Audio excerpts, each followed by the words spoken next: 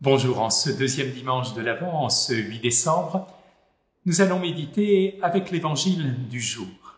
Mais tout d'abord, nous allons demander à l'Esprit Saint d'ouvrir notre cœur à l'intelligence des Écritures.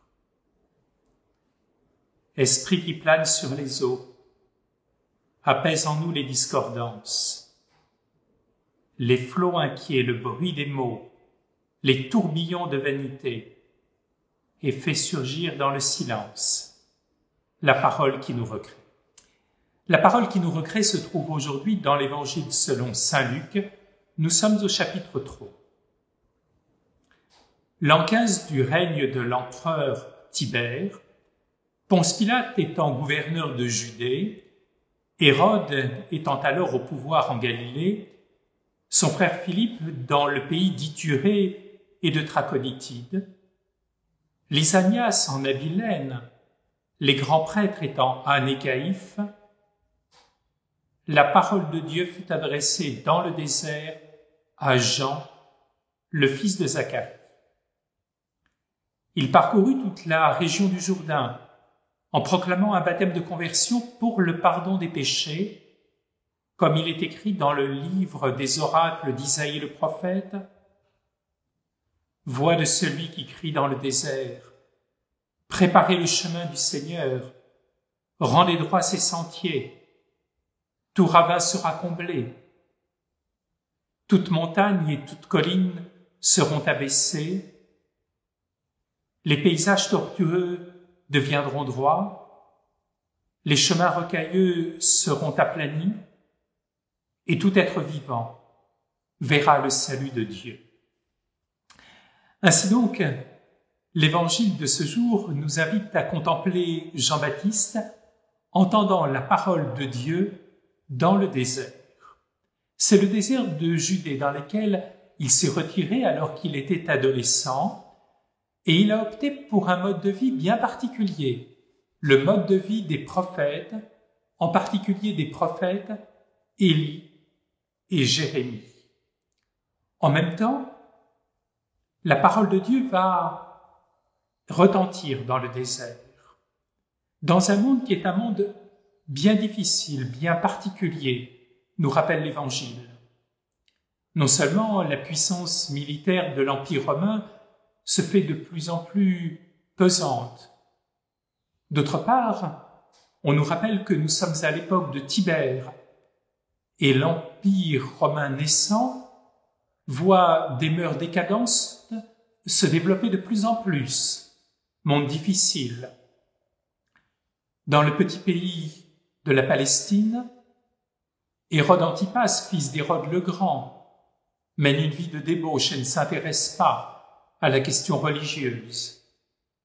Et puis, il y a Anne et Caïphe, qui ne cherchent pas à développer la vie spirituelle, mais au contraire, qui ne cherchent que leur propre profit. Ainsi donc, la parole de Dieu n'est pas là qui retentit au milieu des tourbillons de la vie, n'est pas là qui retentit dans la ville de Jérusalem, mais dans la simplicité de la vie du désert.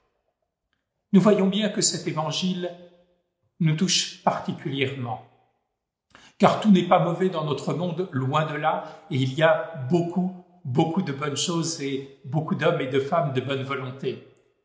Mais il faut bien reconnaître que la puissance militaire se fait de plus en plus présente et angoissante dans notre monde. Nous voyons bien que la politique, de par le monde, n'intéresse plus les populations et que beaucoup d'hommes et de femmes semblent être comme lassés, désabusés. D'un point de vue religieux, il faut reconnaître qu'un certain nombre d'affaires de scandale ont choqué beaucoup de personnes.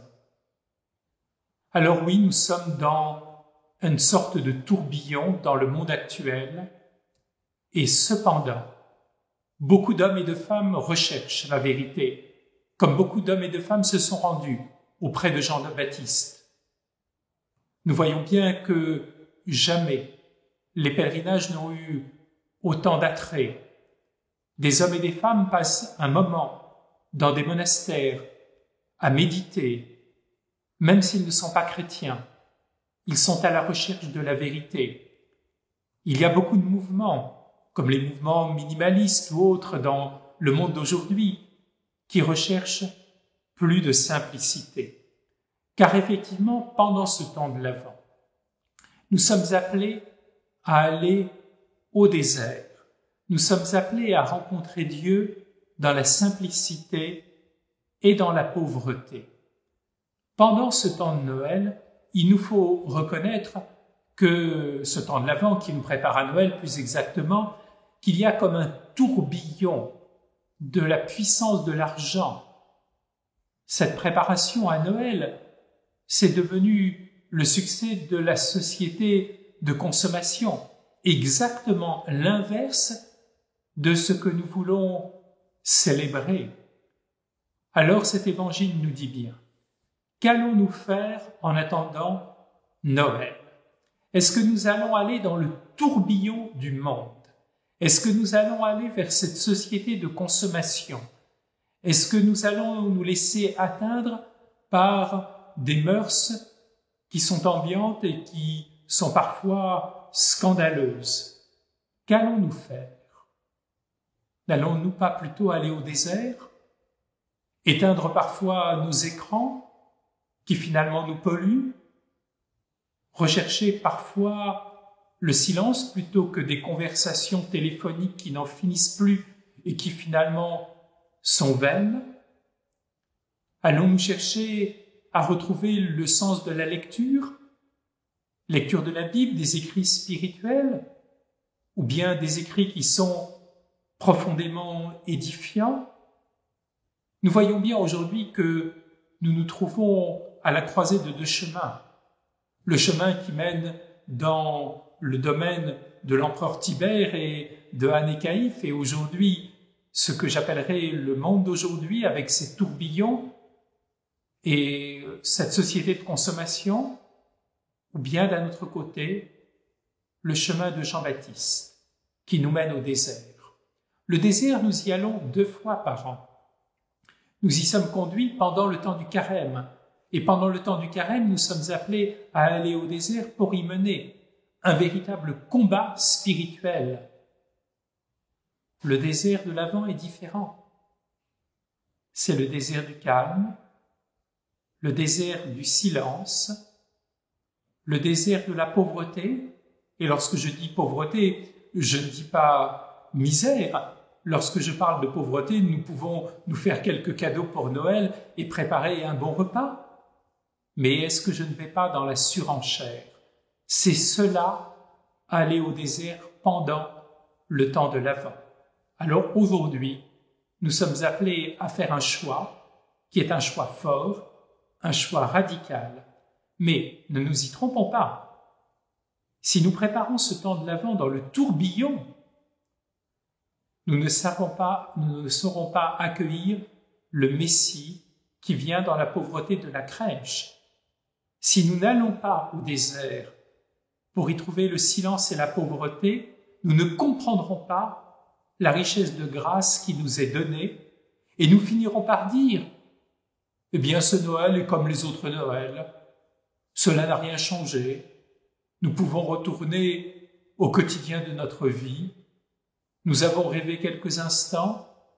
Le rêve est terminé. » Non, Noël, ce n'est pas un rêve. C'est la réalité de la miséricorde de Dieu qui vient au-devant de nous, dans la simplicité et la pauvreté du désert. Alors mettons nos pas dans les pas de Jean-Baptiste pour accueillir le Messie qui vient. Bon dimanche à tous.